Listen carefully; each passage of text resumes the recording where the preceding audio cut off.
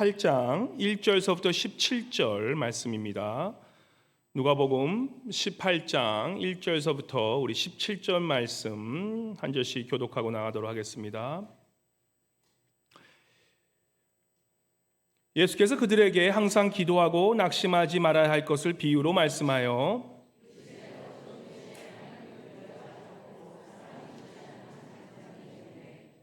그 도시에 한 과부가 있어 자주 그에게 가서 내 원수에 대한 나의 원한을 풀어주소서 하되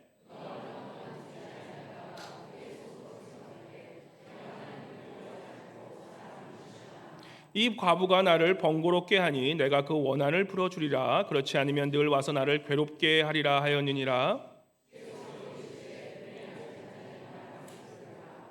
하물며 하나님께서 그 밤낮 부르짖는 택하신 자들의 원한을 풀어주지 아니하시겠느냐? 그들에게 오래 참으시겠느냐?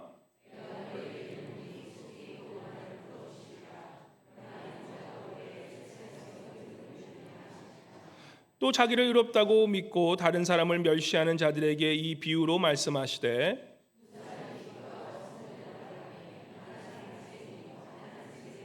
바리새인은 서서 따로 기도하여 이르되 하나님이여 나는 다른 사람들 곧 토색, 불의, 간음을 하는 자들과 같지 아니하고 이 세리와도 같지 아니함을 감사하나이다.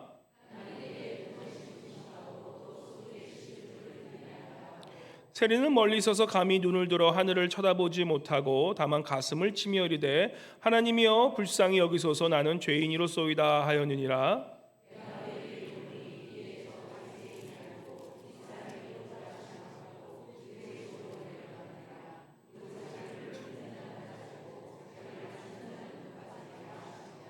사람들이 예수께서 만져주심을 바라고 자기 여린아기를 데리고 오매 제자들이 보고 꾸짖거늘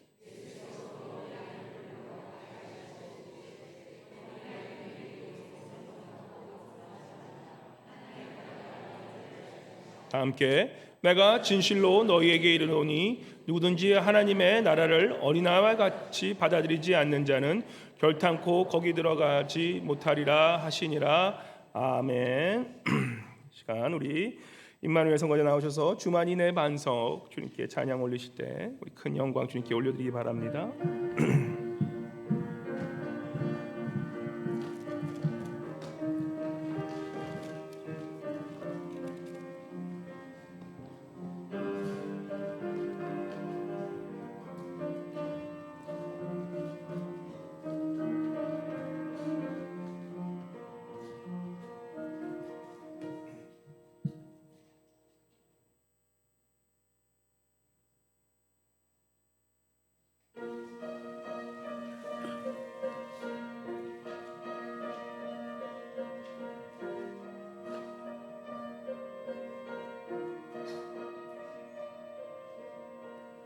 이 몸의 소망 무언가 우리 주 예수뿐일세 우리 주 예수밖에는 믿으리 아주 없도다.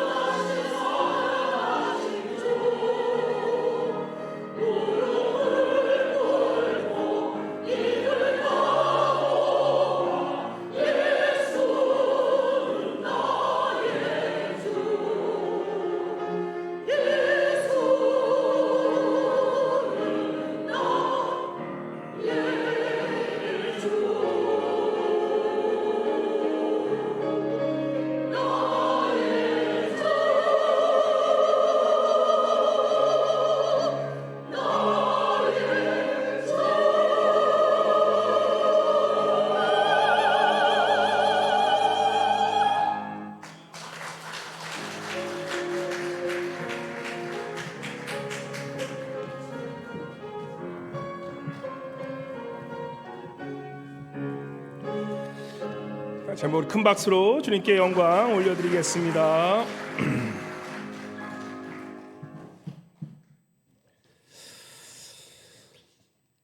할렐루야. 우리 옆에 분 한번 보시면서 이렇게 한번 인사해 볼까요?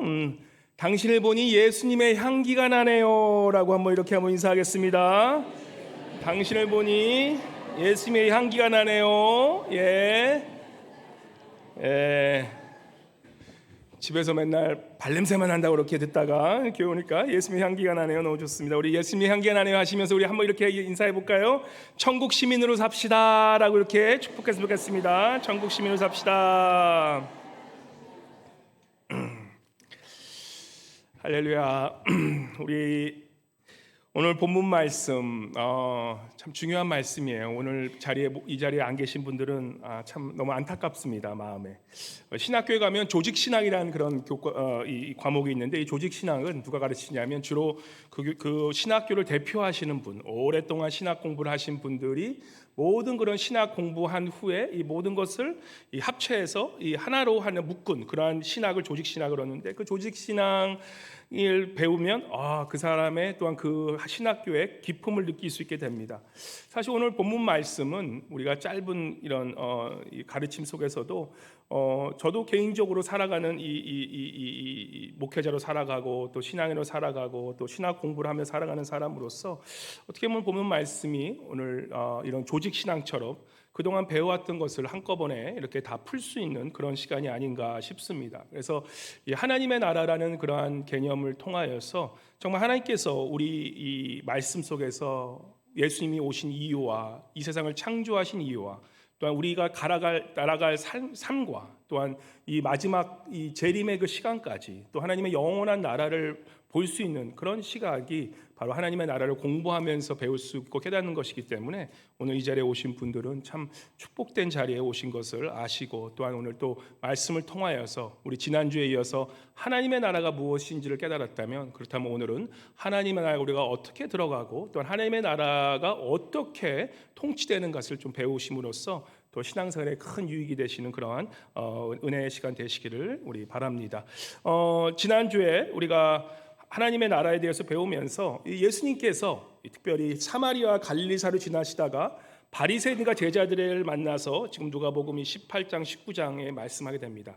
이제 누가복음 18장 19장으로 되면은 사실 이 예수님의 생애의 클라이맥스로 다가가는 그러한 전환점으로 생각하시면 되세요. 이제 예수님의 그러한 준비 기간이 끝나고 또한 전성기가 끝나실 무렵에 이제는 예수님의 그러한 순환 기간이 시작되고 부활 기간이 시작돼서 교회가 시작되는 바로 그 지점을 잇는 바로 예수님의 전성기 그 마지막 때 예수님께서는 제자들과 바리새인들에게 바로 하나님의 나라를 선포하시면서 이 땅에 하나님이 예수님께서 메시아로 오신 이유를 오늘 본문을 통해서 설명하고 계시다라는 것입니다. 지난주에 우리가 배운 하나님의 나라, 우리 하나님의 나라는 어느 단어와 비슷하다고요? 똑같다고요? 천국이라는 단어랑 똑같습니다. 천국에 대해서 제가 질문할게요. 여러분 다 천국 가시죠? 아멘. 천국은 어느 나라입니까? 우리 모두가 믿는 모든 우리가 누구를 믿기에? 예수 그리스도를 믿기에. 뭐를 믿는 거예요?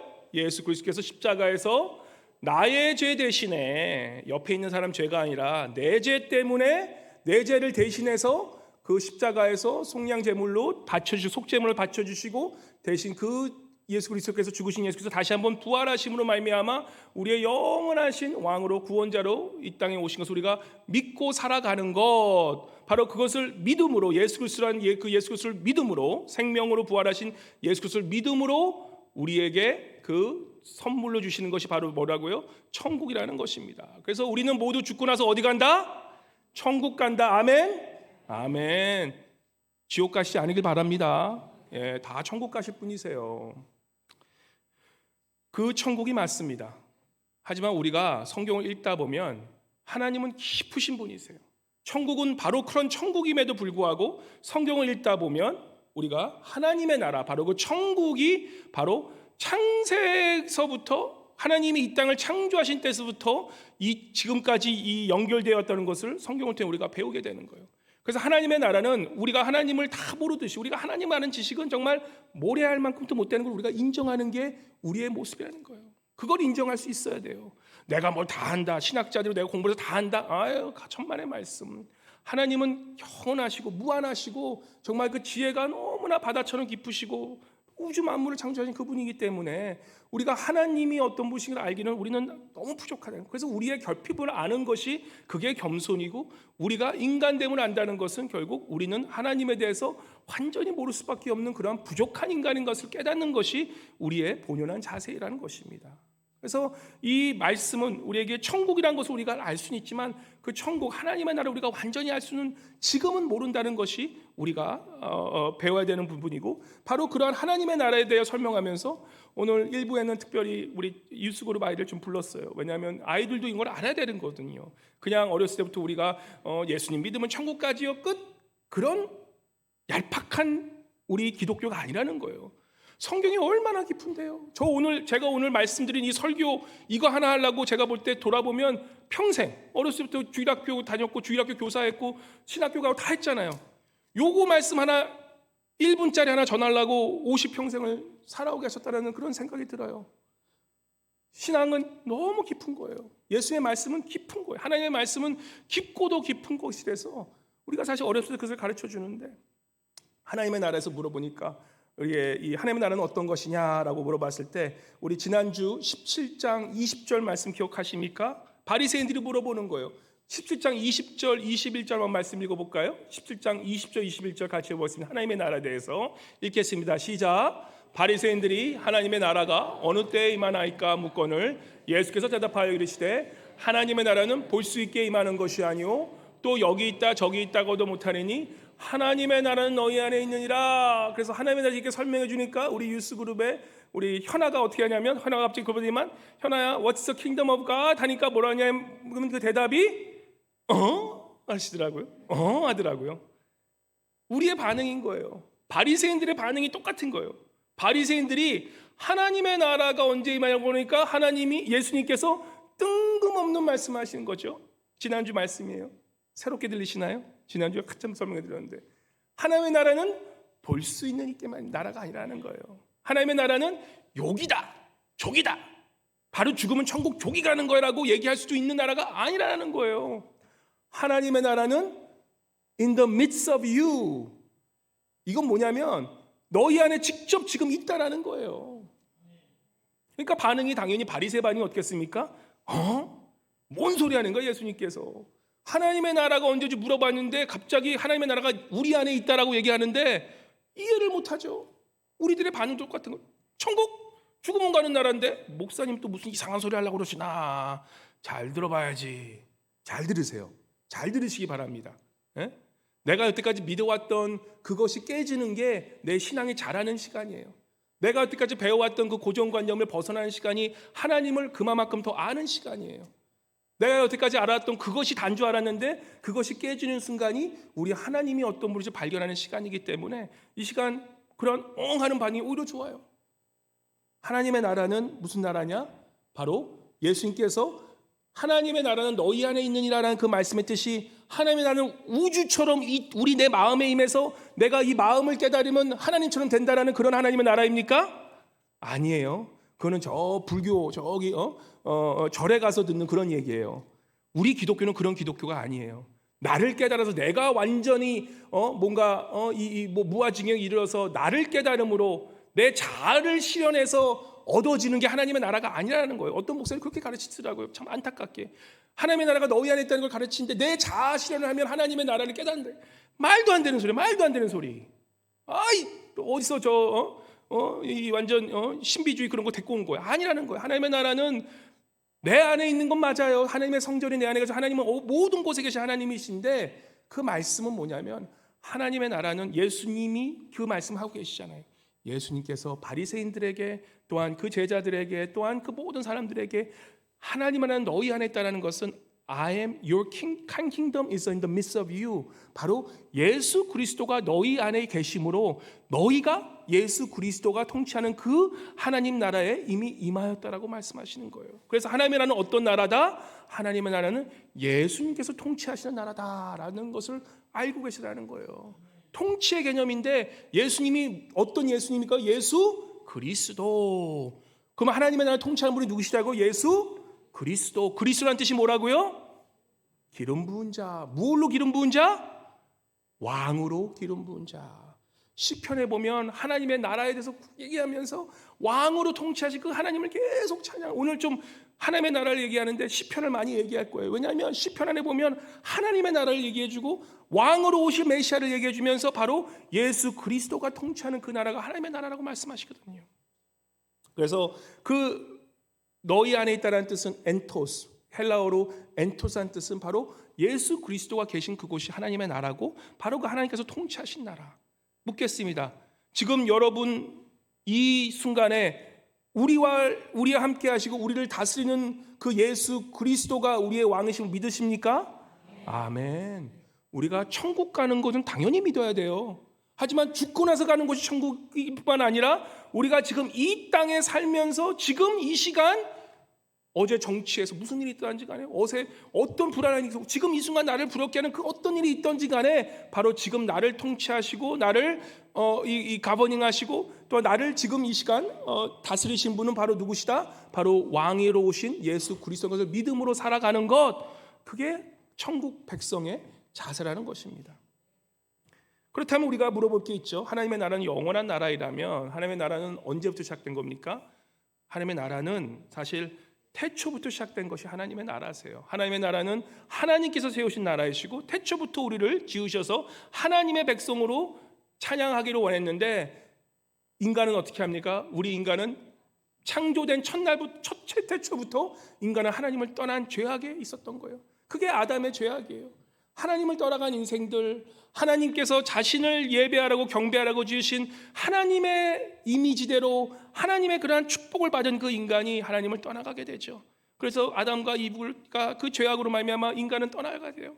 그래서 하나님께서 얼마나 마음이 아프셨겠습니까? 그래서 하나님께서는 누구를 부르십니까? 구약에 보면 AB 아브라함, ABC가 아니라 ABR 아브라함을 부르셔서 그 아브라함을 뭘로 통해서 아브라함이 잘나서 이스라엘 백성들이 뛰어나서 어떤 분은 그렇게 가르치더라고요. 이스라엘 백성들이 뛰어나서 하나님이 그 이스라엘 백성을 탄살하셨다고. 천만의 말씀이에요. 부족한 아브라함이란 자를 아브라함이 뭐 했기 때문에? 믿었기 때문에.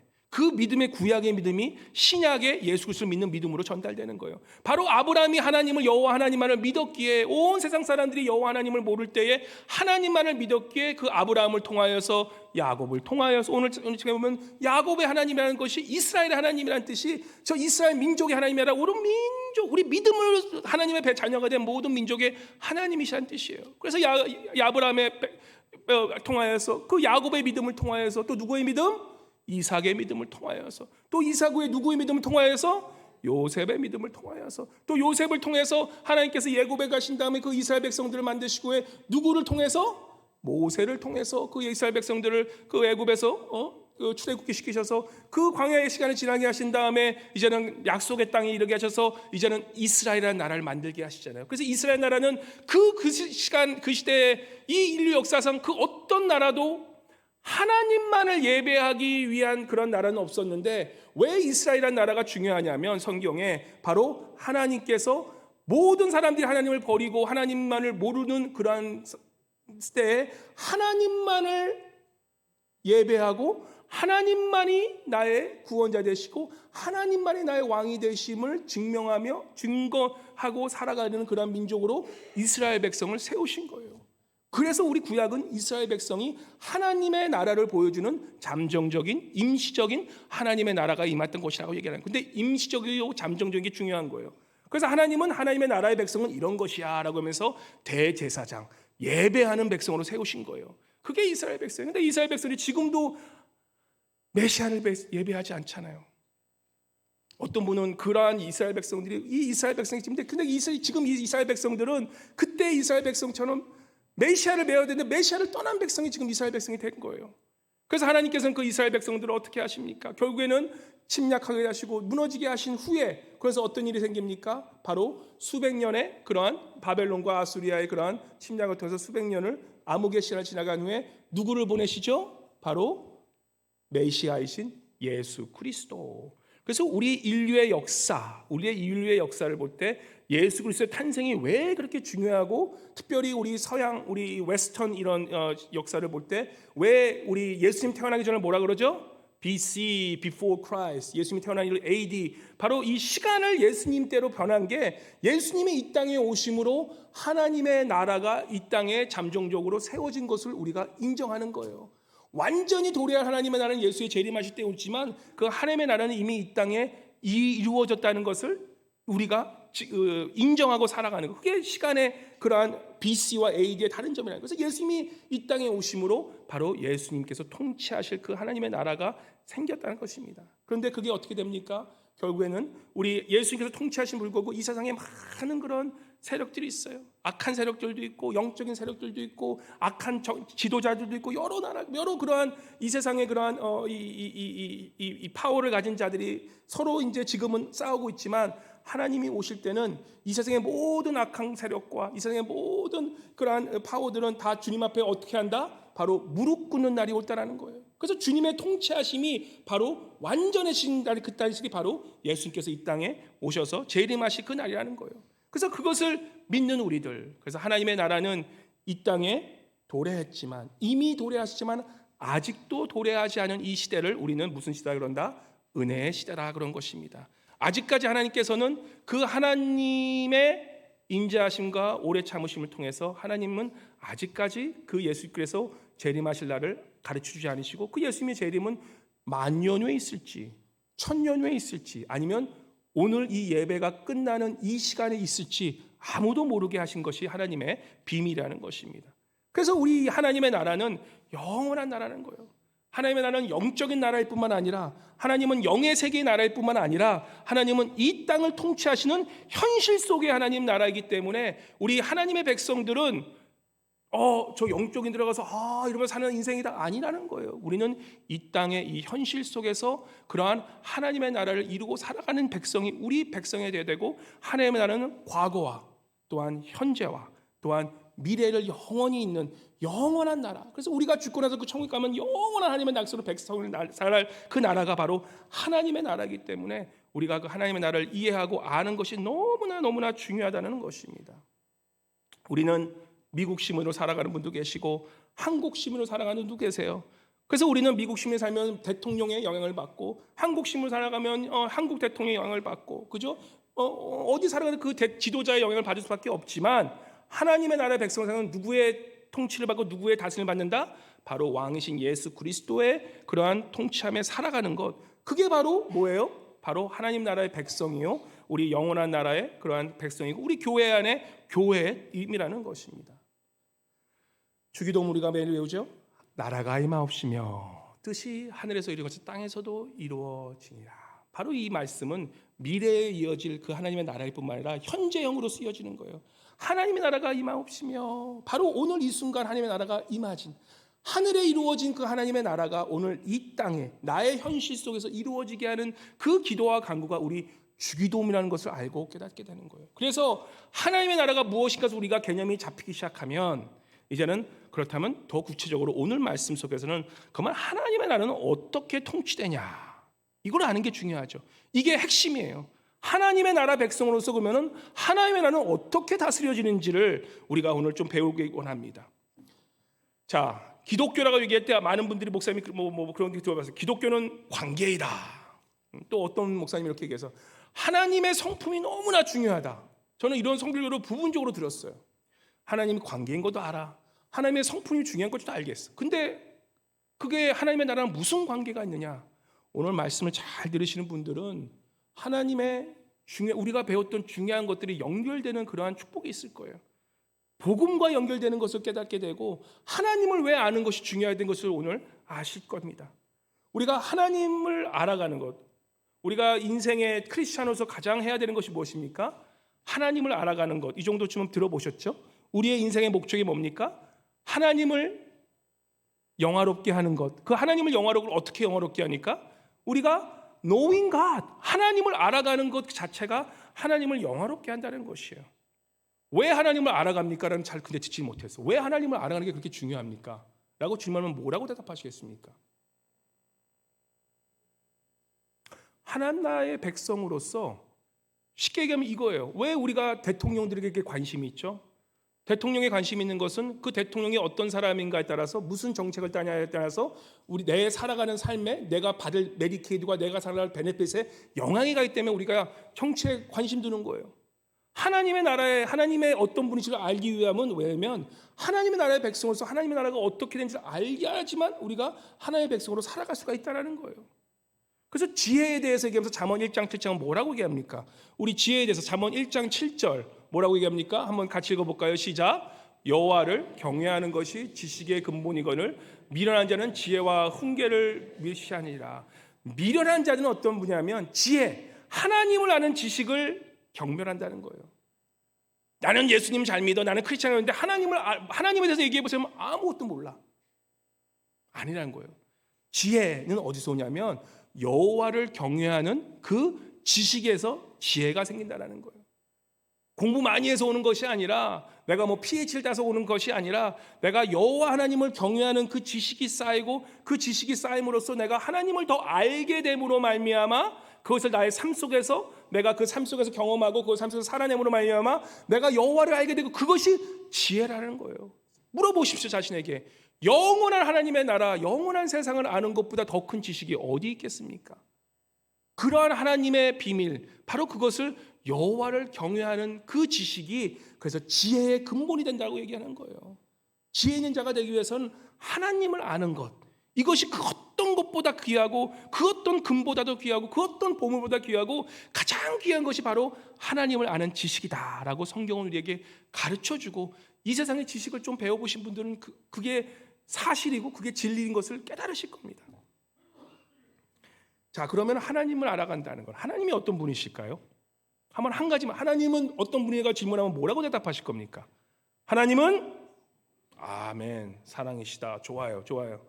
시편 145편 8절과 9절과 10절 말씀, 우리 하나님이 어떤 분이신지를 아는 것이 하나님 나라의 백성을 사랑하는 것 굉장히 중요해요. 그것이 복음과 굉장한 밀접한 연관이 있습니다. 145번 8절 9절 10절 같이 읽어볼게요. 우리 하나님에 대해서 한번 큰 소리를 읽으면서 우리 하나님을 깊이 묵상하며 그분의 관계 안에서 그분을 찬양하기 바랍니다. 145, 하나님이 이런 분이십니다. 같이 읽어보겠습니다. 시작. 여호와는 은혜로우시며 긍휼이 많으시며 노하기를 더디하시며 인자하심이 크시도다. 여호와께서는 모든 것을 선대하시며 그 지으신 모든 것에 긍휼을 베푸시는도다. 여호와여, 주께서 지은 모든 것들이 주께 감사하며 주의 성도들이 주를 송축하리이다. 예. 오늘 우리 배정현 장로님 마지막 기도가 참 마음에 와닿았어요. 우리 하나님 때문에 감사한다는 그 기도는 굉장히 깊은 기도예요. 근데 그 깨닫는 만큼 깊은 기도가 나오는 거예요. 하나님이 어떤 분이신가를 생각하기 때문에 이 지금 시편 기자가 송축하는데, 왜요? 여기서 주신 모든 것들이 주께 감사하며 주의 성도들이 누구를? 주님을, 하나님을 찬양한다는 거예요. 송축한다는 거예요. For who he is. 그분이 누군가를 알면 그분을 송축할 수밖에 없다는 거예요. 그게 하나님의 나라와 연관이 있다는 거예요. 148절에 보시면 여호와는 어떤 분이시다? 은혜로운 분이시다. 은혜로운 분이시다라고 이야기합니다. 은혜로운 분이시다. 잠깐 이야기할 때 제가 자꾸 힌트를 드립니다. 우리 크리스찬들, 특별히 우리 개신교 신자들은 복음에 대해서 굉장히 잘 알아야 돼요. 기쁜 소식, 복음이 무엇입니까? 복음을 한마디 정하면 예수 그리스도예요. 예수 그리스도가 어떤 분이시고 예수께서 무엇을 하셨고 예수님께서 어떤 일로 나에게 다가오셨던 것을 아는 것, 그게 복음인데, 그러면 예수 그리스도께서 하셨던 일, 하실 일을 우리가 기억하면서 그 예수 그리스도를 복음을 전하는 삶이 우리의 삶이라면 그 복음은 어디서 오는가 생각해 보신 적 있습니까? 이거 어디서도 못 들었을 거예요. 어디서 들을 수 있겠지. 너무 자만하면 안 되지. 근데 제가 이거 하나 말씀드리려고 오늘 그렇게 오랜 세월을 공부할 수 있는 것 같아요. 물론 더 계속 공부해야 돼가지고 더 해야겠지만, 이 복음의 이 오리진, 복음은 바로 하나님을 아는 것에 시작되는 거예요. 하나님을 알고 하나님의 성품을 알면 그 복음이 나오기 시작하는 거예요.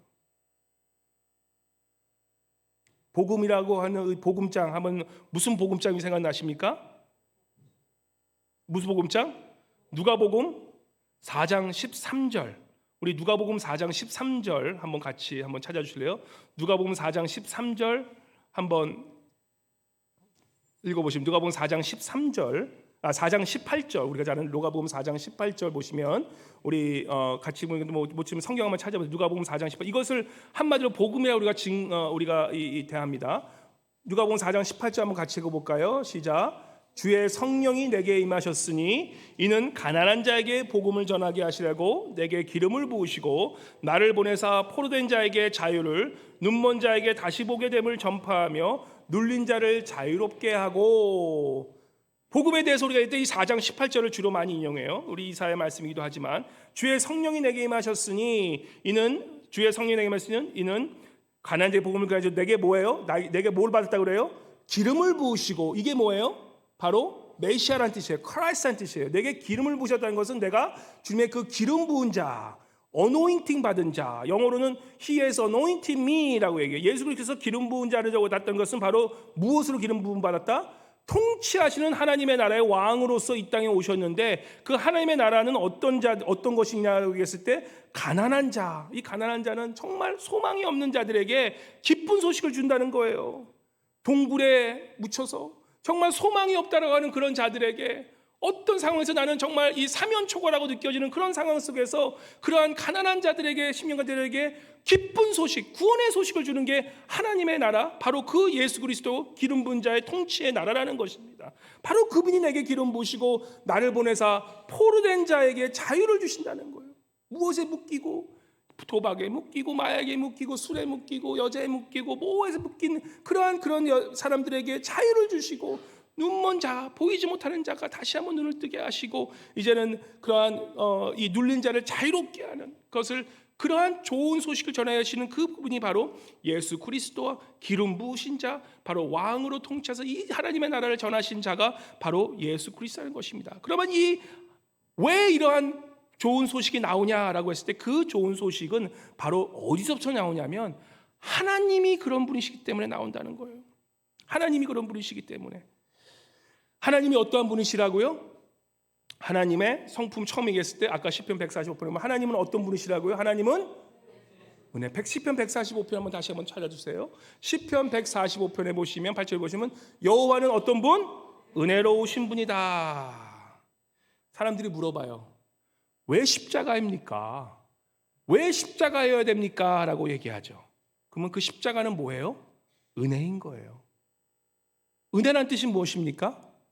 은혜는 뭐예요? 한마디로 정의하자면 은혜는 자격 없는 자에게 주어주시는 하나님의 선하신 행위라는 거예요.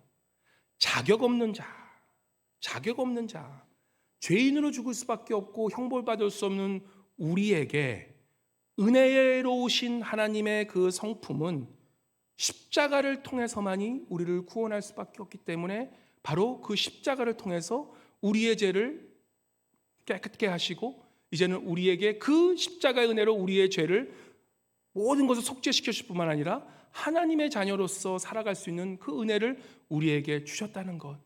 그게 어디서 나오냐면 바로 하나님의 은혜로운 성품에서 나왔다는 거예요. 하나님을 알면 십자가가 start making sense. 우리 하나님을 알면 왜 우리가 은혜로운 사람이 되어야 할지인가를 깨닫게 되는 거예요. 하나님의 관계 안에 있는 우리가 왜 하나님과의 관계, 하나님의 친밀함, 왜 우리 기독교는 종교가 아니라 관계이냐면 하나님과의 친밀한 관계 속에 있다 보면 우리는 복음이 절로 깨달아지는 거예요. 성령께서 우리를 알게 하시는 거예요. 하나님의 성품대로 닮아가면서 하나님의 나를 내가 깨닫지도 못해 하나님의 나를 내가 억지로 하는 것이 아니라 그냥 그렇게 사라지는 거예요. 하나님은 은혜로우시다. 십자가가 설명되는 거예요. 자격 없는 자에게 베푸시는 하나님의 선하신 행위. 두 번째 뭐라고요? 하나님은 어떤 분이시라고요? 하나님은 뭐예요? 긍휼이 많으시며.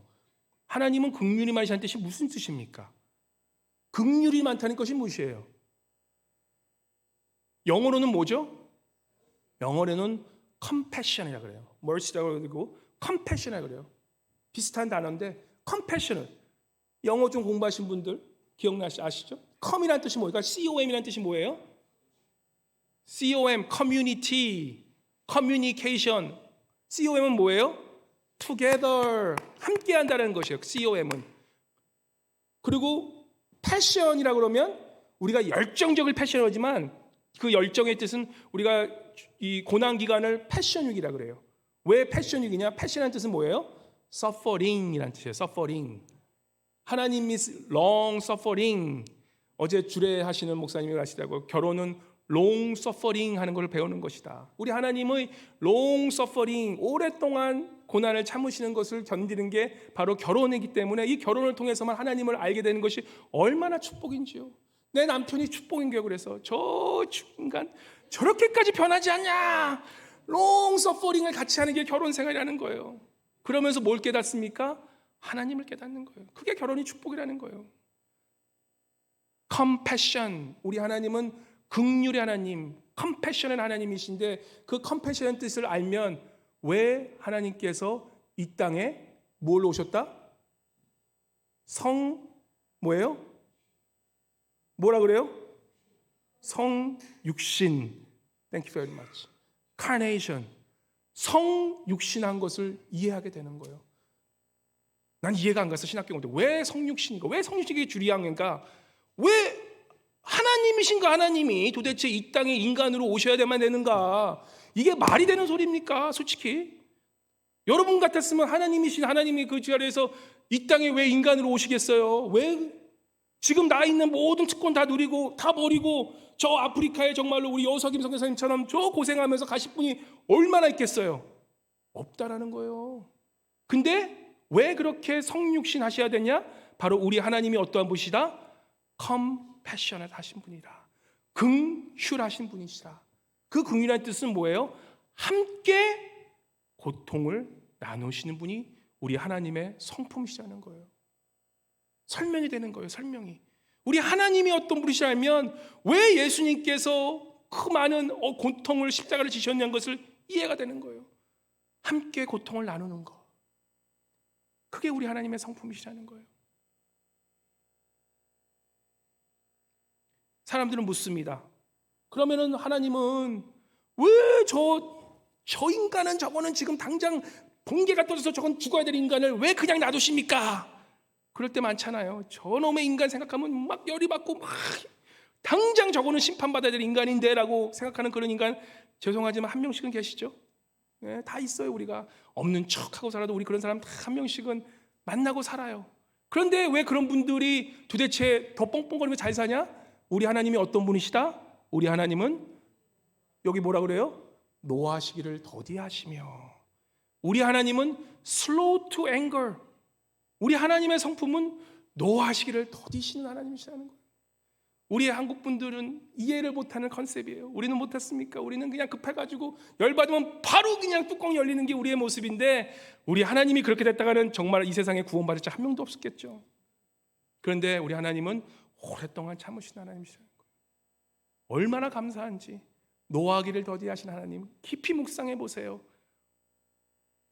하나님 왜 그러시나 더 화날 수도 있겠지만 그런 하나님을 우리가 닮아가는 것. 그래서 하나님은 지금도 이 땅을 하나님 예수 그리스도 오셨음에도 불구하고 지금 이 세상을 은혜의 시간으로 기다리시는 거예요. 예수님의 재림이 왜 늦느냐고 물어보신 분에서 예수님 당장 오셔야지. No. 예수님은 죄송한 얘기지만 10,000년, 1,000,000년이 오실 수 있어요. 그게 우리 하나님이시기 때문에 한 죄인이라도 있다면 그 죄인이 와서 회개하기를 바라시는 게 하나님의 마음이시기 때문에 그 하나님이 기다리시는 하나님이시라는 거예요. 우리가 자녀들 때문에 화날 때 많아요. 제가 아시는 얼마 전 이번 주에 연락 왔어. 제가 썬데이 스쿨 때 선생님이 때 대학교 때 썬데이 스쿨 할 때 제 제자였던 학생인데 20년 후에 또 전화가 왔어. 부모님하고 관계가 안 좋아졌대. 왜 그러냐? 뭐 좀 실수한 게 있는데 그것 때문에 우리 한국 부모님 정말 화나면 하는 거 뭐예요? 너 나 호적에서 빼버려. 2세인데 호적에서 빼버리겠다 그렇게 해서 지금도 안 본대요. 안타깝습니다. 안타까워요. 근데 우리 하나님은 그런 하나님이 아니시다. 오랫동안 기다리시다는 거예요. 우리가 용서하고 우리 다른 사람을 기다리는 기다림, 그 기다림 자체가 하나님의 성품이라는 것이에요. 그러면 사람들은 믿죠. 왜 하나님 우리가 왜 하나님 앞에 나오면 이렇게 마음이 편안해지고 내 몸과 짐, 내 마음의 짐, 내 영혼의 짐, 내 이런 세상의 무거운 짐을 다 내려놓을 수 있습니까? 라고 했을 때 우리 하나님은 어떤 분이시라고요? 우리 하나님은 여기에서는 인자하신 하나님이시다. 이게 mercy한 거예요. mercy. 하나님은 늘 베푸신 하나님이시라는 거예요. 우리의 모든 그런 어려움을 짐을 다 가지시는 그러한 좋으신 하나님이 바로 우리 하나님이세요. 그게 바로 샬롬의 하나님이라는 거예요. 샬롬의 하나님. 따라해 보세요. 샬롬. 평강을 주시는 하나님이시라는 그게 우리 하나님의 성품이라는 거예요. 그리고 마지막으로 여기 보시면 모든 것을 선대하시며, 여기 선대라는 뜻은 좋으시다는 뜻이에요. 제가 우리 교인 성도님 잘 보면요, 처음에 오신 분들 얼굴에 정말 죄송하지만 어디서 독을 받았는지, 독을 씌우고 있는지 얼굴이 막 이런 분들 계신데, 교회로 오래 다니신 분들 보시면 참 보면은 독이 빠졌어. 교회가 그런 곳이에요. 좋으신 하나님과 가까이 가면 독이 빠져 얼굴이 다 풀려지는 것이에요. 우리 하나님은 이걸 톱이라고 그래요. 톱이라고 하는데 TOAB, 톱이라고 하는 건데, 이 하나님은 좋으신 하나님 때문에 우리가 하나님과 가까이 가면 우리의 그런 몸에 있었던 독들이 다 디탁스 되는 것이 우리 하나님의 은혜라는 것이에요. 중요한 하나님의 성품에서 하나 얘기하자면 헤세드라는 단어가 있어요. 이 헤세드라는 단어는 영어로도 해석 이게 안 되고 한국말로도 이게 번역이 안 되는 단어예요. 그냥 헤세드 그 자체가 좋은 거예요. 이 헤세드라는 뜻은 뭐냐면 하나님이 인자하시고, 하나님이 은혜로우시고, 하나님이 긍휼하시고, 하나님이 사랑이시고, 하나님이 인자하시고, 오랫동안 참으시고, 오랫동안 더디하시고, 오랫동안 그러한 좋으신 하나님을 다 통틀어 헤세드 하나님을 얘기하는 거예요. 그런 좋으신 하나님이 바로 여러분과 저를 바라보시며 여러분의 삶을 지금도 바라보시고 다스리심을 믿으시기 바랍니다. 아멘. 한번 옆에 분에게 한번 인사해 보세요. 하나님은 헤세드이십니다라고 한번 이렇게 인사해 보세요. 하나님은 헤세드이십니다. 우리가 선한 게 없지만 그러한 하나님의 성품 속에 가까이 가고, 그래서 우리가 기도라는 것은 하나님을 인격적으로 만나는 곳이에요.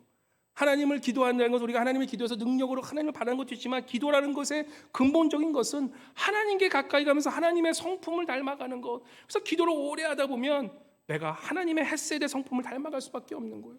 그래서 기도 오래 하신 분들, 기도를 잘 제대로 오래 하시는 분들, 내 뜻대로 기도하는 것 아무리 오래 기도하면, 저는 그런 것도 봤어요. 내 뜻대로 기도하는 분들은 평생에 가도 하나님의 성품을 닮지 않더라고. 기도는 내 뜻을 죽이고 하나님의 뜻대로, 하나님의 성품대로 성령의 열매를 맺고자 기도하고서 하나님과 가까이 감으로 하나님의 능력을 구하는 것보다 하나님의 성품을 가까이 하고 하나님을 성축함으로 하나님의 그 성품이 내 안에 임하여서 성령의 그 열매를 맺어감으로 하나님의 성품대로 닮아가는 것이 기도의 열매가 된다는 거였어요. 그래서 어디 중보기도팀 하면서 막 내가 중보기도팀에, 죄송합니다, 중보기도팀, 우리 중보기도팀 너무 좋아, 너무 사랑해. 올 때마다 아침에 우리 중보기도팀이 막 기도하는 거 보면 내가 힘이 나, 정말 힘이 나요. 할렐루야. 이 흑암의 권세를 이기고 사망의 권세를 이기고 이런 게 필요해요. 영적인 우리가 권세를 선포해야지만 이 땅에 임하는 거거든요. 그래서 우리 영적 싸움을 해야 돼.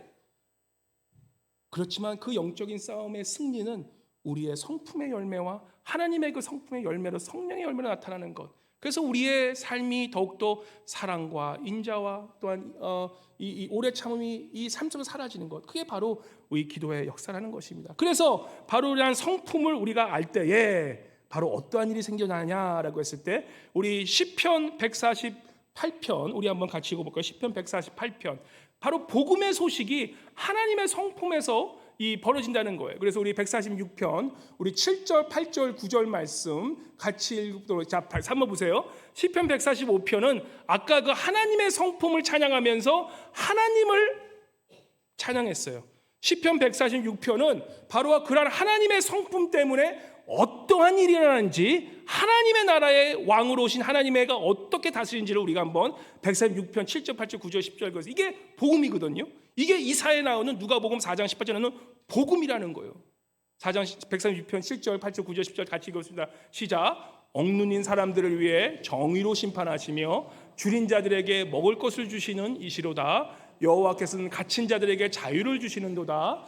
여호와께서 맹인들의 눈을 여시며 여호와께서 비굴한 자를 일으키시며 여호와께서 이인들을 사랑하시며 여호와께서 나그네들을 보호하시며 고아와 가부를 붙드시고 악인들의 길은 굽게 하시는도다. 시온아, 여호와는 영원히 다스리시고 내 하나님은 대대로 통치하시리로다. 할렐루야. 하나님은 대대로 통치하시는 그 하나님의 나라의 왕이 되시는 바로 그 예수 그리스도께서 우리를 하나님의 성품대로 우리를 다스리는 바로 그 하나님의 나라가 바로 우리가 지금 살고 있는 이 삶인 뿐더러 바로 교회란 곳을 통해서 하나님은 이 하나님의 나라를 보여주신다는 것입니다.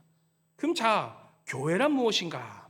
바로 이 복음, 누가복음 4장 18절에 나오는 그 예수 그리스도라는 것을 예수 그리스도 그 기름 부은 자를 전하면서 나를 보내사 나에게 자유를 눈먼 자에게 다시 보게 하심을 눌린 자를 자유케 하시는 그 복음의 소식을 전하는 것이 교회라는 것이에요. 그래서 교회는 뭐냐? 바로 지금 현재 구약에 있었던 이스라엘 나라, 하나님만을 예배했던 나라. 죄송한 얘기지만 지금 이 땅의 이스라엘은 메시아를 아직까지도 버린 나라예요. 안타까운 소식이에요. 그래서 우리가 이스라엘 지금 이 가사 싸움, 이스라엘과 팔레스타인 싸움, 그래서 이스라엘 백성들이 그 가사를 그렇게 핍박하는 그 이유, 이스라엘 백성들도 기도해 주는 건 당연한 거예요. 근데 그들이 이스라엘이 아니라 지금 여러분과 제가 하나님의 그러한 월십하는 이스라엘 백성으로서 이 교원에서 이스라엘 백성으로 살아가는 게 바로 여러분과 저라는 사실을 우리가 알고 살아가는 거예요. 어떤 분은 그러시더라고요. 이 혈통? 우리는 이스라엘 혈통도 아닌데 왜 우리가 예수를 믿어? 우리는 당군 믿어야지. 아이고 죄송합니다. 믿음은 혈통으로 오는 믿음이 아니라는 거예요. 예수님도 그렇게 말씀하죠. 우리는 혈육으로 난 것이 아니라 바로 성령으로 믿음으로 난 것이 바로 하나님의 백성이기 때문에 그런 얘기를 하신 분들은 아직 성경을 좀 더 읽으시라 그러세요. 우리는 하나님의 백성으로서 살아가고 그 하나님의 나라의 구약의 이스라엘은 바로 우리 이 교회를 통해서 예배하는 자, 바로 하나님만을 예배하는 그 하나님의 백성으로서 이 교회를 세우시고 이 교회를 통해서 하나님은 하나님의 나라 예배하는 자리 어떤지를 보여주는 것이 구약에서 이스라엘 백성을 통해서 구해졌지만 그 이스라엘 백성이 타락함으로 이제는 하나님께서 메시아를 보내심으로 온 열방을 향해 교회를 세우심으로 하나님은 그 교회를 통해서 그 지역에 하나님의 나라를 보여주신다는 거예요. 예수님의 십자가 죽음과 부활을 믿는 사람들이 증인으로 모여서 이제는 우리가 천국 시민으로서 그저 예수 믿고 천국 가야지라는 천국행 티켓을 받은 사람이 아니라 오늘 이 시간을 살아가면서 이 시대를 살아가면서 이 시간을 살아가면서 그 가치관들 하나님이 가르쳐 주신 바로 억눌린 사람을 정의로 아까 하나님이 가르친 하나님의 성품 바로 은혜로우시고 또한 긍휼이 많으신 그 성품대로 그 인자하심대로 그 가르침을 우리가 실행하고 살아가는 것 그것이 교회라는 것입니다. 그래서 이 교회는 하나님 나라의 표상이 될 뿐만 아니라 아직 완성되지 않은 천국, 예수께서 재림하고 오셔 보여주실 그 완전한 하나님의 나라를 이 땅에서 가장 가까이 볼 수 있는 바로 그 표상이 바로 교회라는 것이에요. 이쯤 되면 교회가 얼마나 중요한지를 아시겠죠. 이 교회란 곳은 그냥 나와서 사람들 봐서 내 외로움 달래는 그런 정도의 곳이 아니라는 곳이에요. 이 교회란 곳은 이 세상에 단 한 곳, 바로 하나님의 나라가 어떤 곳이고 하나님의 성품이 어떤 것이고 예수 그리스도의 메시아가 어떤 것이고 그 복음이 어떻게 이 세상에 전파될 것을 보여주는 가장 첫 번째 시작점이 바로 교회다라는 것이에요. 우리가 교회에 와서 하는 것 중에 하나는요, 서로가 존재로서 서로를 사랑할 수 있는 것이에요. 그래서 우리가 그냥 요즘 세상 사람도 그러더라고요. 당신을 존재로서 사랑합니다. 무슨 뜻인데요, 그게? 하나님을 깊이 아는 마음만 할 수 있는 거예요. 여호와, I am who I am. 존재적인 하나님이라는 뜻은 뭡니까? 하나님은 그 하나님 자체로서 찬양받기에 마땅하신 분이라는 거예요. 하나님의 그 사랑하심과 은혜로우심과 인자하심과 공의하심과 그 모든 선하심 그 자체로서 하나님은 우리에게 찬양받기 합당한 하나님이시라는 거예요. 그래서 교회는 어떤 곳이냐? 존재적으로 사랑받는 곳이에요. 연세가 드실수록 깨닫는 것이 무엇입니까? 제가 어깨가 아팠잖아요. 요즘 많이 좋아졌어요. 그래서 이제 운동도 하고 다시 이제 배도 좀 빠지게 되고 이제 좀 운동하려고 지금 그러고 있습니다. 큰애가 그러더라고요. 한 3주 전쯤에 가면서 이렇게 얘기를 하다가 갑자기 이제 내가 이제 문신 있다가 좀 이제 남자애들이니까 또 이제 하다 보면 이제 좀 제가 언성을 좀 높이는 해야 되면 아들이 그러더라고요. 아빠 나한테 잘하라고. 그래서 야, 내가 너한테 못한 걸 써. 그러니까 걔가 잘하래요. 그래서 뭔 얘기를 하냐면 충격적인 말을 하더라고요. 내가 황당해서 내가 지금 이 나이에 이런 얘기를 들어도 되나라고 생각하는데 그 얘기가 뭐냐면 아빠 나중에 아파서 아빠 그 병 똥 못 가릴 때 내가 아빠 똥 닦아줄 거야. 딱 그러더라고요. 그래서 내가 듣고 충격을 먹었어. 내가 어깨가 엎어서 손을 넘어 그러니까 그런 얘기를 하는 거예요. 50밖에 안 됐는데. 근데 그게 사실 아닙니까? 예. 나이가 들어간다는 것은 뭐예요? 내 스스로 할 수 없다는 것을 깨닫게 되는 거예요. 그 나이가 더 연세가 더 들어가시면 이제는 깨닫는 게 무엇입니까? 정말로 나 스스로가 없기 때문에 내가 누군가의 도움이 필요하구나를 깨닫는 것. 그죠? 그게 연세 드신 사람 이 분들의 축복이라는 거예요. 나 스스로 살 수 있을 줄 알았는데 내가 하나님의 은혜 없이는 살 수 없구나. 내가 다른 사람의 도움 없이는 살 수 없구나라는 것을 깨닫는 것. 그게 연세 들어가면서의 축복이라는 거예요. 오히려 지금은 저도 인정을 못 하겠더라고. 아들한테 생각하면 괘씸해. 나 봐라, 내가 그런 얘기했어. 나는 나중에 엄마 아빠랑 이제 많이 해가지고 이게 잘 세이브해가지고 나는 뭐 너싱 케어 가가지고 네가 똥 안 따가지고 내가 사는데 갈 거야라고 얘기를 했어요. 근데 참 어리석죠. 좀 어처구니 없죠. 저도 아직 덜 됐어. 아직 덜 됐어. 그럴 때 참 나를 생각해서 고맙구나 아들아라고 하면 참 성숙한 삶일 텐데 그 인정이 안 되더라고요.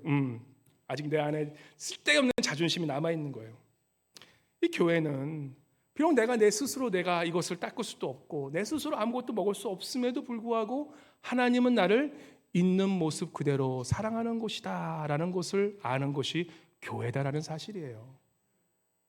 내가 누구에게 도움을 주지 못하더라도 내가 그 누구에게 정말 할 수 없는 그런 순간에는 발견하고 내가 할 수 있는데 섬기지 않는다. 그건 또 다른 얘기예요. 그거는 좀 섬기시기 바랍니다. 내가 정말 섬길 수 없고 내가 정말 힘이 없어서 할 수 없음에도 하나님은 나를 있는 그대로 사랑하시는 그것이기 때문에 내가 사랑하는 것. 그것이 교회라는 것이에요. 그래서 교회 오면 왜 행복해집니까? 내가 어디에 크게 쓰이면 세상은 다 쓰임에 그게 있잖아요. 어떤 분들 그런 일이 계세요. 교회 오면 이 사람 나한테 얼마, 특히 연세 드신 분마다 더 그렇다고 하더라고요. 저희 어머니께서 이제 노인 아파트에 들어가시는데 그런 말씀하시더라고요. 92세 할머니, 어머님이 이제 80이세요. 80이신데 92세 큰 언니가 자기한테 너무 막 맛있는 걸 갖다 주더래. 그러니까 나중에 알고 보니까 맛있는 거 갖다 줬는데 엄마가 그래서 좋으시니까 그래서 좋지 했는데 맨날 자기를 끌고 어디를 가자 하면서 자기 필요한 것들을 위해서 써먹다는 느낌이 드신다는 거예요. 그래서 엄마 그래도 그래도 연세 드신 분인데 좀 잘해드려 그랬는데 이제는 어머니께서 그러시더라고요. 나 이제 그분 잘 안 만나려고. 내가 이번에 감기 걸리니까 감기 걸려서 그분 못 도와주니까 나한테 연락도 안 하고 이제 써먹을 가치가 없으니까 그냥 내버려 두르다. 그래서 기분이 되게 나빠스러우셨어요. 나이 들어서 유혹이 뭔지 아세요? 사람을 사람 그대로 보지 않고 이걸 내가 어떻게 사용할 수 있을까? 내가 몸이 아픈데 이걸 어떻게 좀 이용해서 어떻게 좀 이렇게 해서 내가 좀 굴려 먹을 수 있을까? 그런 유혹이 온다라는 거예요. 그런데 그런 유혹이 올수록 우리가 더 하나님께 나아가는 것은 뭐예요? 내가 나이가 듣건 상관없는 간에 내가 도와줄 수는 없더라도 내가 얘를 위해서 어떻게 기도해 줄 수 있을까? 내가 얘를 위해서 어떻게 더 사랑할 수 있을까? 내가 얘를 위해서 어떻게 나를 위해서 존재하는 것이 아니라 내가 있는 그대로 얘를 더 하나님의 마음으로 사랑할 수 있을까? 그런 마음이 들어가는 것이 바로 우리의 크리스찬의 삶이 돼야 되고 하나님과 가까운 삶이 되고 그것이 바로 교회의 참 모습이 된다는 것입니다. 우리 사랑하는 성도님 여러분, 지금 반밖에 못했어요. 여기서 마칠게요. 말씀을 여기서 마친 게 좋을 것 같아요. 좋은 말씀도 지금 진짜 딱 반 했는데 다음 주에 반을 하든 하여튼 다음에 기회 있을 때 하든 너무 이렇게 어렵게 깨달은 말씀 그렇게 쉽게 주면 또 안 돼. 그래서 우리 한번 옆에 분에게 한번 인사했으면 좋겠습니다. 한번 이렇게 인사했으면 좋겠습니다. 당신을 있는 모습 그대로 사랑합니다라고 그렇게 한번 인사해 주세요. 당신 있는 모습 그대로 사랑합니다. 교회가 그런 모습이에요. 교회는요. 요즘 그런 말씀 많이 들어서 너무 기분 좋아요. 어떤 분이 그러시더라고. 우리 교회 오면 마음이 너무 평안해진다고. 너무 진짜 그러시더라고. 마음이 평안해진다고. 교회가 그런 교회라 그 모습이 된다는 거예요. 우리가 이곳에 와서 하나님을 알고 하나님을 더욱더 가까이 가면 우리가 나도 모르게 그런 하나님의 성품에 젖혀 들어가고 하나님이 그런 성품에 젖혀 들어가면 우리 나도 모르게 복음이 우리 향해서 나는 거예요. 눈먼 자들이 하나님을 보게 되고 세상에 정말 소망이 없는 자들이 이곳에 와서 예수님을 사랑하고 하나님을 진심으로 어린아이와 같이 사랑하는 정말 한 마음으로 예수님을 사랑하는 나이가 들어갈수록 마음을 지키셔야 돼요. 왜냐하면 나이가 들어갈수록 몸이 약할수록 자꾸 두 마음을 품게 되거든. 하나는 내 유익을 위해 잡고 하나는 또 그냥 내가 좀 잘 보기 위해서 그렇게 살아가는 게 인생이 되는데 우리가 나이가 드시면 들수록 가장 지켜야 되는 게 어린아이와 같은 한 마음을 품고 살아가는 거예요. 그러니까 예수님께서는 그러시는 거예요. 어린아이 같은 마음을 품지 않으면 하나님의 나라에 들어갈 자가 없다라고 그 말씀은 정말 내가 하나님만을 사랑하고 하나님의 성품만을 사랑하고 그 하나님만을 사랑하기로 결단하기에 내 주변 사람들에게 그러한 좋으신 하나님만을 전하며 살겠다. 그러한 마음을 지키고 살아감으로, 정말 그런 어린아이와 같은 마음을 지키고 살아감으로 우리 하나님의 백성으로서 이 땅에서 부족함 없이 살아가시는 저와 여러분 되시기를 주님의 이름으로 간절히 축원합니다. 사랑해 주님 감사합니다. 오늘 주님 앞에 정말 회개하며 나아갑니다. 주님, 내가 이 땅에 살면서 두 마음을 품으며 정말 순전한 마음으로 주님을 믿지 못하고 살아갔던 그런 모습 속에서 정말 우리 이 시간 우리 여호와 하나님만을 사랑하며 하나님의 그 성품을 사랑하기에, 또한 그 여호와 하나님만을 어린아이같이 순전하게 사랑하기에 주님, 그 여호와의 성품대로 이 세상에 주님의 그 좋으신 하나님 나라의 복음을 전할 수 있는, 그 예수 그리스도를 전할 수 있는 우리 모두 사랑하는 알라스카 동영상의 성도님 되기를 주님 주 안으로 간절히 축원하며 이 모든 말씀 살아계신 예수 그리스도의 이름으로 기도하옵나이다. 아멘. 아멘.